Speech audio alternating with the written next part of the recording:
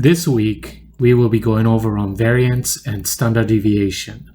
In order to talk about this, what it is, I want you to look at these three groups who took 10 points quiz. Which group do you think did the best? Now, there's no right answer here. You could argue that group A did the best because everybody passed. You could go for group C because the group has 2 perfect scores. Now, you could also argue that all 3 groups did equally well. How can that be? I don't know if anybody noticed it, but all 3 groups have the same mean, which is 7. Now, even though the mean is the same, there is something different, and that is the spread of the data. In group A, all the data points are the same. They are all clumped up together in one point, which are all 7, as opposed to the group C or B, which has wider spread of the data. Variance or standard deviation is used to quantify how data points are spread. Now let's take a look at one example.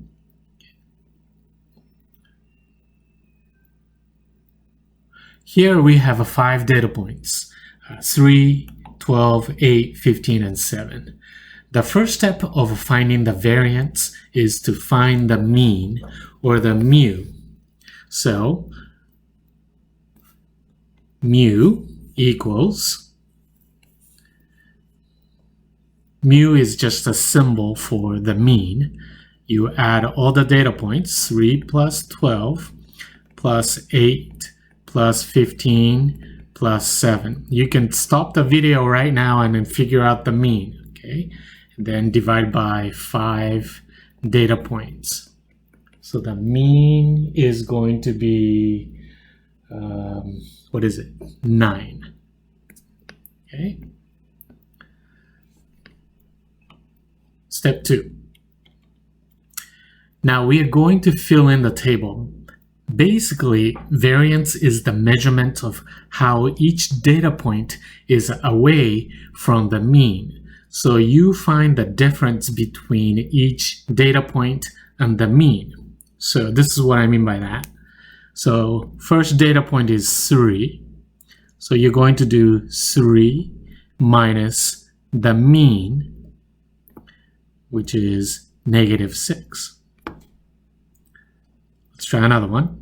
12 minus the mean, which is 3.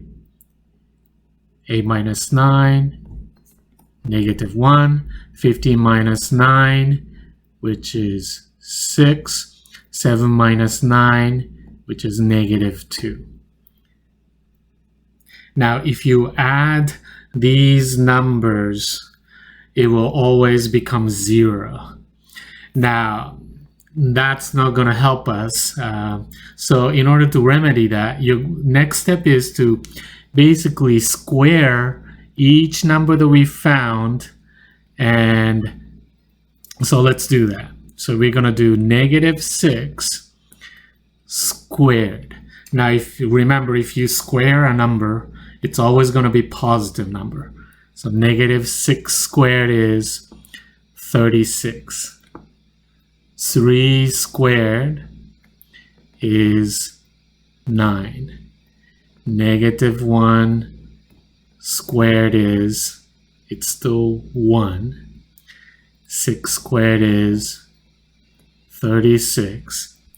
-2 squared is 4. And then we're going to find the total. We're going to add this column. So let's add them up. And it should be 86. Now we are really close to find the variance. Now the variance is, so here's the symbol for variance. And this little circle and the little squiggle line, that's a sigma letter, and sigma, that was crappy sigma square, that's variance, is going to be equal to 86. 86 divided by 5 data points, and that you will get 17.2. So if I ask you what is a variance, your answer is 17.2. Now, what is a standard deviation? Now, to find the standard deviation, all you have to do is the symbol for standard deviation, just sigma, no squared. So sigma equals, all you have to do is you take square root of variance. So square root of 17.2, you're going to get 4.15. 15. So if I ask you what standard deviation is, your answer is 4.15. Now you might be still wondering what this means. Now at this point it is hard to comment further what 4.15 means, but generally speaking, I want you just to remember that the higher the standard deviation is, the data points are more spread. Okay. Now, if you have a lot of data points, it is just not practical to do this by hand. In that case, we can use a calculator. If you have a TI graphing calculator, there are a lot of YouTube video available. Search the words how to find variance and standard deviation. You should be able to see a lot of resources there. If you do not have a graphing calculator, you could also go to this website right here. So let's take a look at it.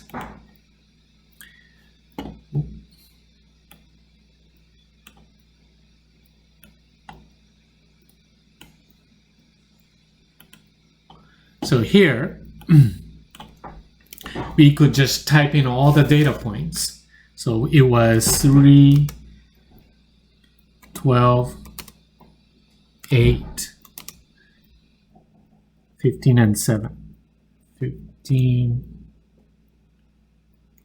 and 7. And that's all you need to do. And you press calculate.